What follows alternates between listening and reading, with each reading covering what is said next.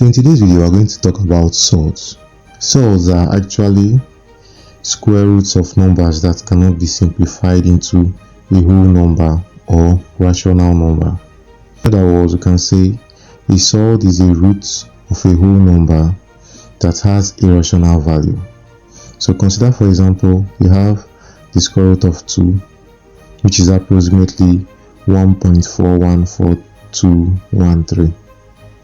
So it is more accurate to leave it as the surd of 2, that is written as the square root of 2. Now, there are different types of surds. You have the first, which is simple surds, pure surd. You have similar surds and mixed surds. So for simple surd, just like their name, they are surds that has only one term. So they are called simple surds. So example of these simple surds are like the root of 2, the square root of 5, the square root of 6. And again, we have pure surds.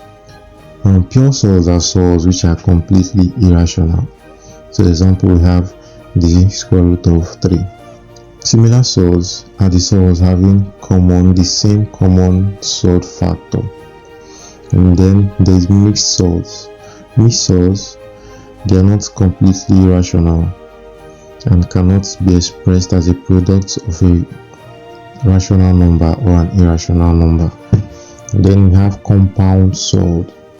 And compound surd are an expression which is the addition or subtraction of two or more surds. And finally, we have binomial surds. Now, binomial surds, they are surds that are made of two other surds. Now, there are 6 rules in solving questions in surds. So in this video, we are going to go through the 6 rules in surds and solve examples. So we have the first rule, which is when you have the square root of a multiplied by b, it is equals to the square root of a multiplied by the square root of b. Now let's take for example when you have the square root of 36. The square root of 36 is equals to, now 36 can be written as 9 multiplied by 4. So that square root of 36 can be equals to the square root of 9 multiplied by 4. And now, because of this rule, we can split them as the square root of 9 multiplied by the square root of 4. So the square root of 9 will give us 3, and then the square root of 4 will give us 2. So our answer here is just 3 multiplied by 2, which is 6. Now, for rule number 2, it says when you have the square root of a over b, it is equals to the square root of a over the square root of b. Now let's take for example when you have the square root of 9 over 4, it is still equals to the square root of 9 over the square root of 4. So our answer here is simply 3 over 2. Or let's take another example. Say you can see when you have the square root of 12 over 121, so it is still equals to the square root of 12 divided by the square root of 121. Now 12 can be written as 4 multiplied by 3. So we have the square root of 4 multiplied by 3 divided by the square root of 121 is equals to 11. So we have the square root of 4 multiplied by the square root of 3 then divided by 11. Now this particular one uses the first rule we have used before, and then this second rule also. So the square root of 4 will give us 2, and then we have 2 square root of 3 divided by 11 as our answer. Now over to rule number 3. Now this rule is simply about rationalization. It says you can rationalize the denominator by multiplying the numerator and the denominator by the denominator. So you have b over the square root of a multiplied by the square root of a over the square root of a.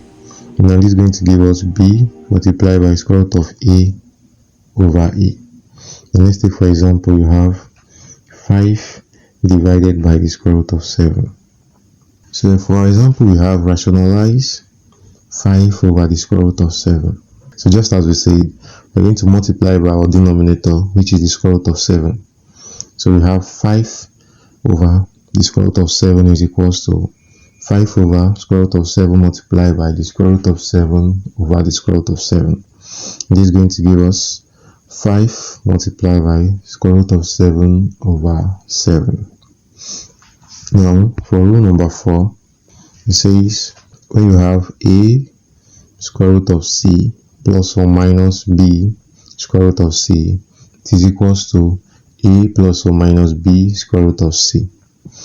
So for example, we have 5 root 6 plus 4 root 6. Now we see they have similar source, so we're going to bring out the root 6 and then we're going to add the 4 and 5. So we have 4 plus 5, or 5 plus 4 root 6. So by the rule, our answer is equals to 9 root 6. Now for another rule, the 5th rule, we have c over a plus b, then the square root of